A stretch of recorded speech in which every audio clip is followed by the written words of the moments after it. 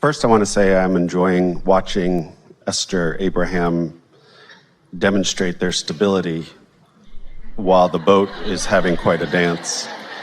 So it's a nice metaphor to witness. Yeah. I wanted to chew on a few things that you had said recently and also in the past. Most recently, just last session, you said, Esther, jokingly, she wandered into a New Age shop and thought Om meant run away. She didn't think it meant run away. She just thought she should. But she wasn't in a low vibration. It was just new and unknown to her. So, But like our friend before who was talking about it touching something, those people who were there in their higher, freer vibration, contrastingly activated within Esther beliefs and attitudes that evoked fear within her. but she was reaching for those in her life in some aspect? Well, she was living happily ever after on what she thought was her path.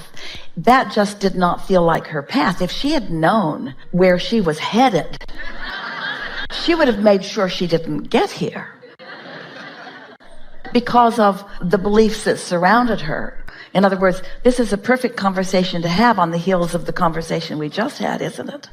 This alternate reality that Esther is living that feels so familiar and like nothing else would possibly do was at one time a very distant stranger. When Esther first meditated and began receiving us, if we had said to her that someday you will be doing what she is now doing, she would have made certain that that did not happen from that vantage point. There's a few things that I guess are stirring in me. One of them then is you also talked about words have an energy. And there's times where I feel like I talk with people and their words and their energy don't match up from my perspective. It happens almost everyone. Esther teases the music doesn't match the lyrics. And we use the expression, it's vibrationally inaccurate. Sometimes people use words to compensate for how they feel. And sometimes they use words to try to affect what others feel when they hear the words. But it always, from a tuned in, tapped in, turned on standpoint, is inauthentic. So am I, in that situation, am I being more authentic to myself by feeling that difference in their vibration? Yes.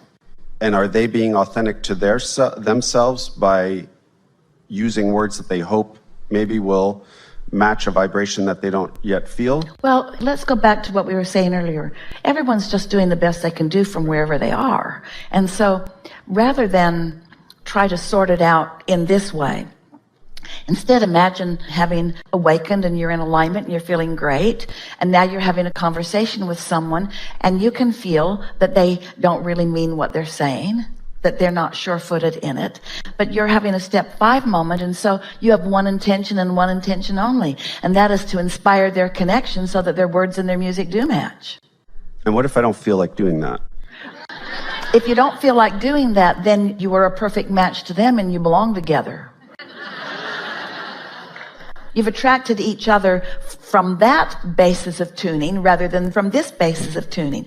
And we want to hear the next question that you got, but here's something really worth thinking about. Anytime anyone comes into your experience, it's because the law of attraction has matched you up. And the law of attraction is matching you up for this variety of reasons.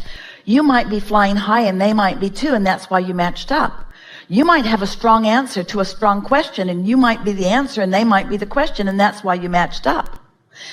You might be focused upon the opposite of what you really want, and they might be focused upon the opposite of what they really want, and that's why you matched up. In other words, there are a lot of versions of this alternate reality, aren't there? And maybe I'm confusing some of the aspect then, but I feel like I've done personal coaching and I've trained coaches, and one of the things that I saw very often when someone first starts to learn about how to coach is they want to coach everyone. They meet somebody in an elevator, and in those 10 seconds, they want to change their life. And as you go through it, you realize, unless someone is asking, a question, Yeah. there's no sense in answering a question. This whole seminar has been pointed toward the answer to that. Your intention is to come into alignment rather than affect outcomes. And I guess that's where I'm trying so to many get some people that are clarity. coaching, in other words, just even the word coach implies, I'm going to help you change. I'm going to help you change something. We're not implying that it's a bad word, but in using the word, if you can just remember that you're coaching them into alignment, not into behavior change. To want to coach behavior change, we know this isn't your thing, but for a lot of people it is, like religions usually. To coach behavior change is to try to don the status or the place of their inner being. So I know what you want, and I'm going to coach you into alignment with the thing that is right. Where coaching someone into alignment with who they really are is coaching them into their reason for being, coaching them into the intentions that they held while they were born, coaching them into their evolutionary experience. Ooh, what a difference that is. And yet I feel like sometimes if I get on an elevator here on the boat where there's 3,000 people or something, some people you get on and you play with immediately. You have a good time for the 2 or 3 floors you're together and off they go. And there's other people that I can feel we don't have anything to share with each other. And for me, that's discernment. That's the same skill I use for picking an apple in the supermarket. Yeah. A brown spotted apple is not an apple I'm going to choose today. If I was in a lifeboat for 30 days and it floated by, I'd grab it and hungrily eat it down. Yeah. So just don't be a desperate coach. Right. But that's where I'm trying to now feel the distinction between you saying, raise your vibration, you attract everyone and you'll play happily with everyone that plays with you. And yet I feel comfortable with where I am and how I control my vibration. And I feel like there's some people that they're not the apple I want to pick at that moment. There's something deeper in your question even than what you're articulating. And that is, how do you choose the people to which you want to apply your coaching skills? It's not even about coaching. I'm not really talking about that. I use that as an analogy. It's just somebody that I want to interact with, talk to. We were applying the idea of coaching to the idea of communicating, uplifting. In other words, you're a born teacher. And so that's sort of always part of your vibration. Even as you say, the discernment that this isn't a good time is an important thing. So let's go back to what we were getting at. So as you are interacting with others, there is always a vibrational meeting. And the law of attraction is underway all the time. Now, it might seem like it's just a random meeting on an elevator, but it never is. There's always vibrational understanding from the broader perspective point of view. Every rendezvous has that deeper meaning. And so we liked your words. You want to be in touch with who you are so that you are discerning what to offer in any moment in time. Yes? We'll hear more of your questions because there's something here that's going to be really fun when we find it together. Yes? I think what comes up for me and my wife is then we start to question. It's easy to put ourselves in the negative position if we bump into somebody who's not vibrating very high, not happy, not offering us something, because then we start to think, so where am I at now that I brought this into my life? And I tend to want to say, maybe they needed me to be where I am, and that's why someone that I don't want to play with bumped into me.